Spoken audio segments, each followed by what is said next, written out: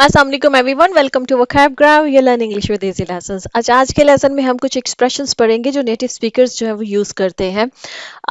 ये एक्सप्रेशंस जानना क्यों ज़रूरी है? नेटिव स्पीकर्स को अंडरस्टैंड करने के लिए। हमारा इंग्लिश में सबसे बड़ा प्रॉब्लम ये होता है कि हमें अक्सर जब हम मूवीज़ वगैरह देखते हैं या कोई टॉक शोज़ देखते हैं, हमें समझ नहीं आती है कि वो क्या कन्वर्सेशन वहाँ चल रही है, क्या डायलॉग्स चल रहे हैं, ठीक है? तो उसमें ज़्यादातर एक तो उनका एक्सेंट होता है, सेकेंड वो रीज़न होती है जो एक्सप्रेशंस और ईडियम्स वो लोग यूज़ करते हैं। तो हमें उनके मीनिंग नहीं मालूम होते, इसलिए इन एक्सप्रेशंस को, इन फ्रेजेस को पढ़ना जो है, इनको जानना इंपॉर्टेंट है। अगर आपके सामने कोई इस्तेमाल करे, आपको पता हो कि इसका क्या मतलब है, ठीक है? आप इनको यूज भी कर सकते हैं, आपकी स्पोकन इंग्लिश भी इंप्रूव होगी, you will sound like native speakers, ठीक है? तो इसलिए भी ये एक्सप्रेशंस और ये फ्रेजेस इंपॉर्टेंट है। चलें जी, शुरू करते हैं। आज हमारी जो पहला एक्सप्रेशन है वो है जी run of the mill. Run of the mill use करते हैं नेटिव स्पीकर्स। ये आपने मूवीज में सुना होगा, मैंने इसको मूवी से ही पिक किया है इस एक्सप्रेशन को। रन ऑफ द मिल वो यूज करते हैं जब वो किसी चीज के बारे में ये कह रहे होते हैं कि बड़ी ही ऑर्डिनरी सी है, कॉमन प्लेस सी है, एवरेज चीज है। कोई भी चीज, किसी भी चीज को अगर जैसे कोई रेस्टोरेंट में गए हैं आप और आपको लगा कि हाइप तो बहुत ज्यादा है इसकी, पर कोई इतना अच्छा खास रेस्टोरेंट नहीं है, ठीक है? तो आप कहेंगे कि the restaurant was run of the मिल, कि भाई एवरेज था, ठीक है? एवरेज भी बोल सकते हैं, जरूरी नहीं है कि आप इन एक्सप्रेशंस का इस्तेमाल करें। अगर आप स्पोकन इंग्लिश को स्टार्ट कर रहे हैं तो वहां पर आपको जो एक सिंपल इंग्लिश है उसी से स्टार्ट कीजिए, सिंपल वर्ड्स के साथ बोलिए। लेकिन जानना इंपॉर्टेंट है, अपने आप को थोड़ा थोड़ा आहिस्ता आहिस्ता प्रोग्रेस कीजिए, ठीक है? तो रन ऑफ द मिल ये का मतलब ये होता है किसी चीज को आपने कहना है एवरेज है। कहीं पर किसी मूवी में आप सुने तो आपको पता लग जाएगा कि वो करेक्टर ये कहना चाह रहा है, जिस भी चीज के बारे में बात करना चाह रहा है, कर रहा है, उसका मतलब ये है कि बड़ी ऑर्डिनरी सी एवरेज सी चीज है, ठीक? जैसे कि इसका सेंटेंस ये है, I wanted something unique for my birthday, not just run of the mill party with the usual decorations, ठीक? कोई इंसान कहते हैं जैसे वेडिंग का सीजन चल रहा है, तो लोगों को वेडिंग के लिए बड़े एक्स्ट्रा ऑर्डिनरी थीम्स चाहिए होते हैं, कुछ एक्स्ट्रा ऑर्डिनरी चाहिए होता है, कुछ डिफरेंट चाहिए होता है। तो अगर कोई वेडिंग आपको लगे कि जैसे कैजुअल ऑर्डिनरी सी होती है वैसी है, तो आप कहेंगे run of the mill wedding थी, ठीक है? तो अब उसने कहा कि भाई मुझे जो मेरी बर्थडे पार्टी थी वो यूनिक चाहिए थी, इस तरह नहीं कि जो यूजुअल किस्म की run of the mill type की जो डेकोरेशन है ये मुझे अपनी बर्थडे पार्टी पे नहीं चाहिए थे। ओके जी, खड़िंग कॉर्नर्स। खड़िंग कॉर्नर्स जो है ये यूज होता है, हम जो वर्क प्लेस पे यूज होता है कटिंग कॉर्नर्स। नॉर्मली भी यूज होता है, नॉर्मल जो हमारी कन्वर्सेशन होती है, आप मूवीज में भी इसको सुनेंगे। कटिंग कॉर्नर्स का मतलब ये होता है कि पैसे बचाने के लिए अगर बहुत सी चीज़ों को किसी प्रोजेक्ट में से माइनस कर दिया जाए, taking shortcuts, using less effort to save money और टाइम, ठीक है? अब उससे क्या होता है कि उस प्रोजेक्ट में से अगर आपने कुछ चीज़ों को कट कर दिया है, कटिंग कॉर्नर्स मतलब जो कॉर्नर्स है उसको काट दिया। जैसे ब्रेड होता है ना, ब्रेड के अगर आप कॉर्नर्स काट देंगे तो ब्रेड आपको छोटी लगेगी, एक्चुअल साइज से वो छोटी हो जाएगी। बस यही समझ लीजिए कि किसी प्रोजेक्ट में से अगर आप उसमें से चीजें कट करने लग जाए, अच्छा इसको भी छोड़ दो, इसको भी छोड़ दो, इसको भी छोड़ दो, ताकि हमारा टाइम सेव हो जाए और हमारे पैसा सेव हो जाए, तो उससे क्या होगा? उससे ये होगा कि क्वालिटी डिस्टर्ब होगी, ठीक? तो कटिंग कॉर्नर से हमेशा किसी, जैसे कोई बिल्डिंग बन रही है वहां पर, अब उसमें बहुत सी चीजों को कॉम्प्रोमाइज किया जा रहा है, उसके इंटीरियर में कॉम्प्रोमाइज किया जा रहा है, मटेरियल इतना कोई खास नहीं लगाया जा रहा ताकि पैसा बचाया जा सके, ठीक है? तो दे आर कटिंग कॉर्नर्स। अच्छा जी, अब जाहिर बात है क्वालिटी जो है वो कॉम्प्रोमाइज होगी।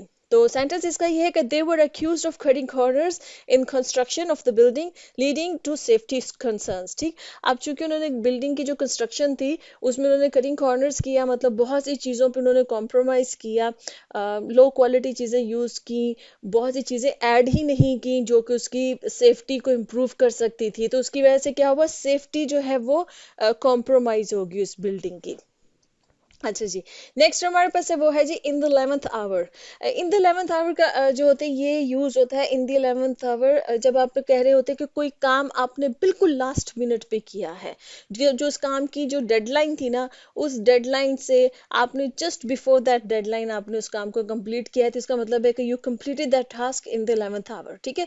आखिरी लम्हे जिसको कहते हैं ना, आखिरी वक्त में किसी चीज को कंप्लीट करना, तो उसको वहां पर ये वाली जो फ्रेज है इसको यूज किया जाता है। जैसे कि the rescue team arrived in the 11th hour to save the hikers stranded on the mountain during the sudden snow storm, ठीक है? कुछ हाइकर्स हैं वो किसी माउंटेन के ऊपर जो है वो फंस गए। स्ट्रैंडेड का मतलब ये होता है फंस जाना कहीं पर, जहां पर आपके पास कोई मूव करने के कोई जराए ना रहे, आप किसी जगह पे फंस जाए और उस जगह से निकले कहाँ, आपके पास मूव करने के लिए कोई मीन्स नहीं है, ठीक?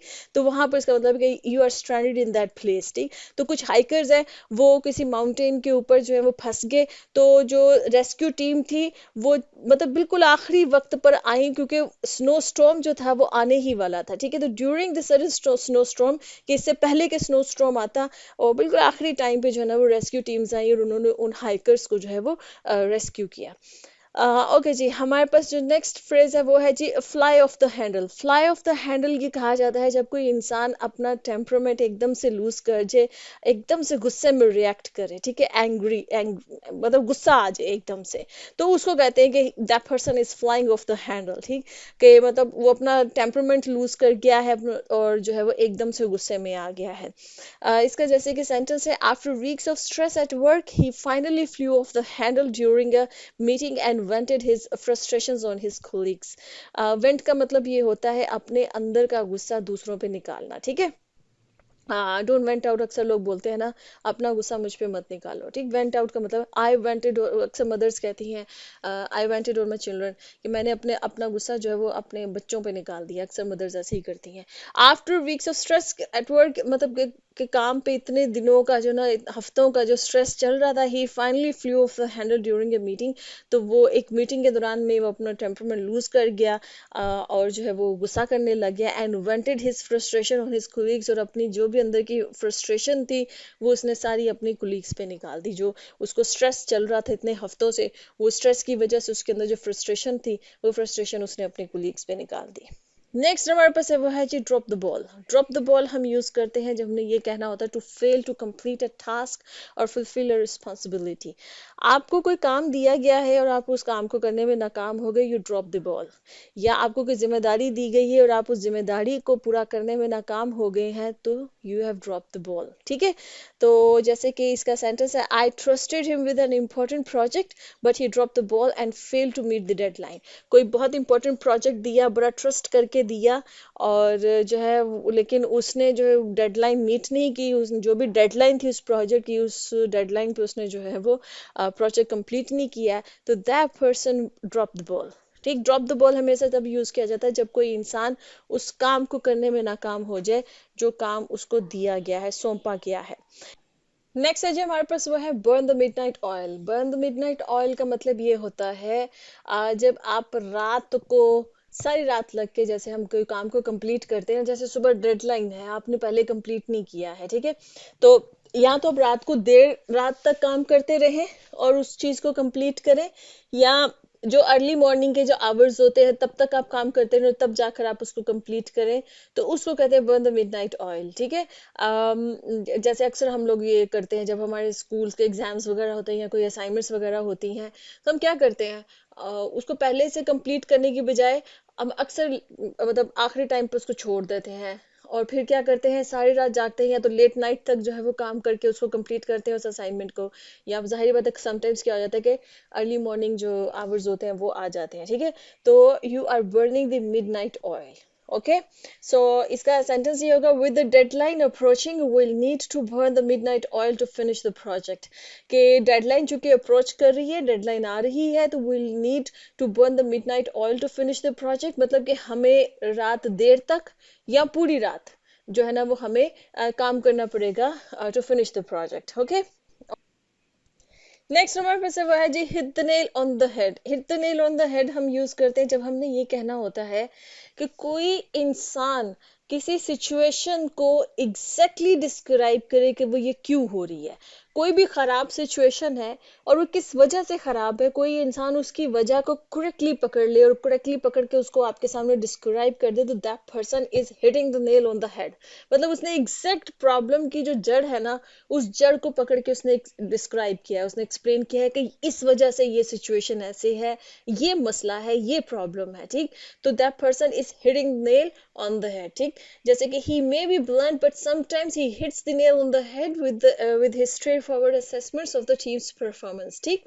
अब टीम वो चूंकि जो ब्लंट टाइप के लोग होते हैं ना, वो शुगर कोट करके चीजों को नहीं बता रहे होते हैं। तो ऐसे लोग जो होते हैं they are hitting the nail on the head, कि वो आपको एग्जैक्ट प्रॉब्लम आपके सामने बयान कर रहे होते हैं। अक्सर वो सुनने में ब्लंट लगता है, बुरा लगता है, लेकिन क्या होता है कि ये अच्छा होता है क्योंकि आपको समझ में आ जाती है कि एक्चुअल प्रॉब्लम क्या है। ठीक है, तो उसकी बातें ब्लंट हैं, लेकिन वो sometimes hits the nail on the head करता है, मतलब एग्जैक्टली बताता है कि क्या सिचुएशन है, with straight forward assessments of the teams performance, के टीम की परफॉर्मेंस में वो बड़े स्ट्रेट फॉरवर्ड असेसमेंट्स अपनी करता है, और वो एग्जैक्टली बताता है कि टीम में प्रॉब्लम क्या है, टीम की परफॉर्मेंस अगर डाउन है तो किस वजह से डाउन है। ठीक है, अच्छा जी, नेक्स्ट हमारे पास है वो है जी jump on the bandwagon. Bandwagon जो है इसका मतलब है to join others in doing something that has become fashionable और पॉपुलर। ठीक है, किसी चीज का ट्रेंड चल रहा है, तो आप जो लोग बाकी लोग कर रहे हैं आप भी उसके साथ शामिल हो रहे हैं, तो jump on the band wagon हो गया। ठीक है,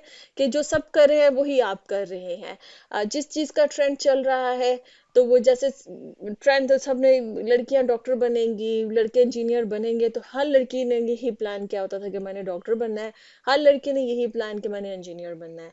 तो फिर क्या है कि you are jumping on the bandwagon. ठीक है, जो सब कर रहे हैं आप उसी की तरफ चल रहे हैं, आप अपने आप को एनालाइज नहीं कर रहे हैं कि आपका इंटरेस्ट किस तरफ है।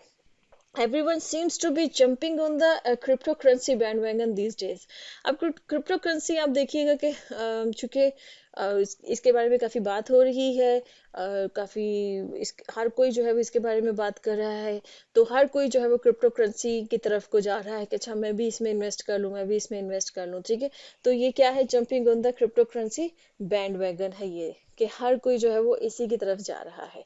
ओके जी फ्रेंड्स, यहाँ पे खत्म होते हैं लेसन। आई होप कि इंटरेस्टिंग था, आपने इंटरेस्टिंग फ्रेजेस, इंटरेस्टिंग एक्सप्रेशन सीखे हैं। Nice, you next session, Allah Hafiz.